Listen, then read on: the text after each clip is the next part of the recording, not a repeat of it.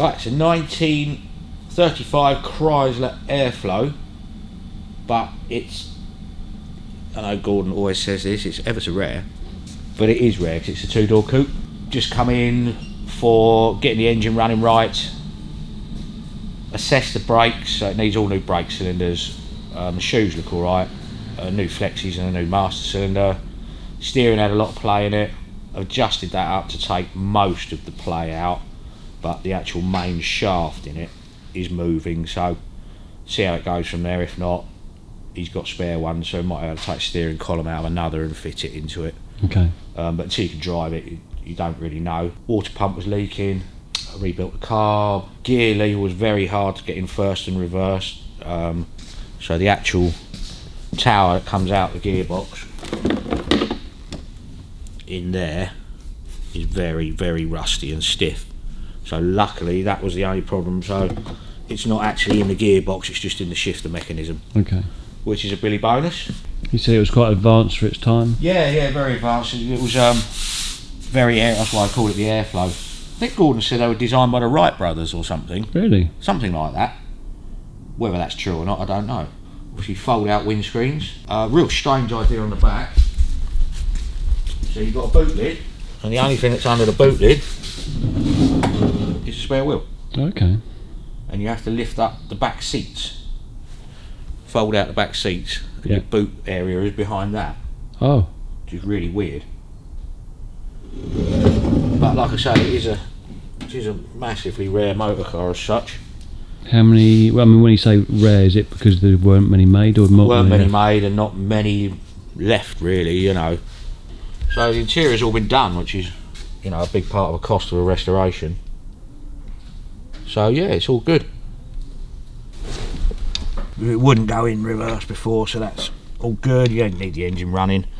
Aftermarket indicator switch stalk, because it wouldn't have had indicators. Lockout on the overdrive.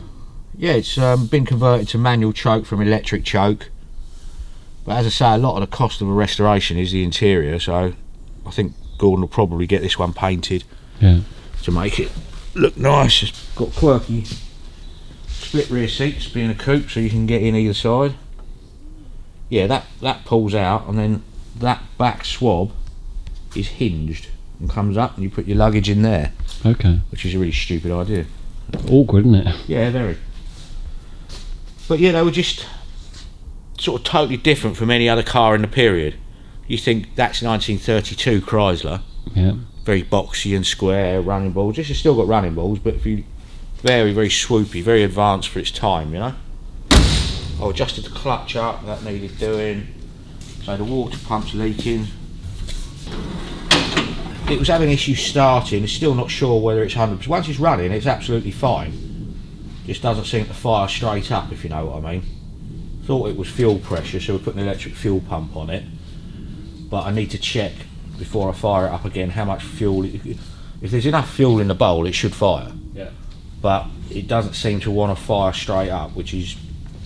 Compressions are a bit low, but I wouldn't expect it to be that bad, if you know what I mean. So we've got to assess that. See all that wibbly wobbly shape. If you watch it, when I open and shut the bonnet. Okay? Mm-hmm. So you push it up, they're spring loaded to go there, and they slide down there, and that's it. So Yeah. you shut your bonnet then, yeah? Yeah. When you want to open it, it hooks into that reverse side, look. Goes up, comes down, and holds your bonnet up. Yeah. Weird, isn't it? Yeah. But they're just a quirky design. I mean, like, if you look here, that steering column, that goes from there right to the inside of the car in one straight tube. That's probably 6 foot long, which is just really, really odd design, you know? Yeah. And you've got a few of them these, you say? 7. 7. 7. How many years did they make these for? Again, I'm not sure. 34, 35, 36, 37, definitely. But the 34, what they call a waterfall grille, that's another rare one.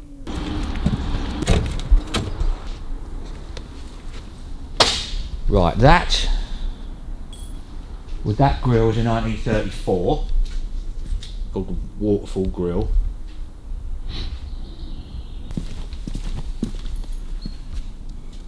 I think this is a 36, and I think this one is a 37 because the bonnet doesn't go all the way down. Like the headlights. Yeah, strange old setup, isn't it? Yeah. So I've put indicators and all there. That would normally just be your side lights. I don't know if I've wired this one up yet, but I'll make the side lights flash as indicators. Yeah. So your window winder, that's the whole window frame goes up and down. Yeah. I can't remember which way they go now. So you can, that winder there opens or shuts your quarter light. Okay. Yeah, but then you have to make sure that's down, and then the whole quarter light winds back down into the door. All right. Weird, isn't it? Very strange. Yeah. It's actually a nice car, that. It needs the interior there, but it's a nice car. Oh yeah, there is. Of course there is. Of course there is. So that's another 1934. That's a Humber staff car. 1930 Hudson Phaeton. One at the back's 33 Chrysler. Is another 1930 Hudson. This is a Nash 8-cylinder. Not sure what the model is, probably a Commander, something like that, or Ambassador. And this one is still got the drop down bonnet. Probably 36, I'm not sure, might be 37. I know. Says it's a 35. Yeah, because that's the same as the other bonnet. Yeah, that's a 35, yeah.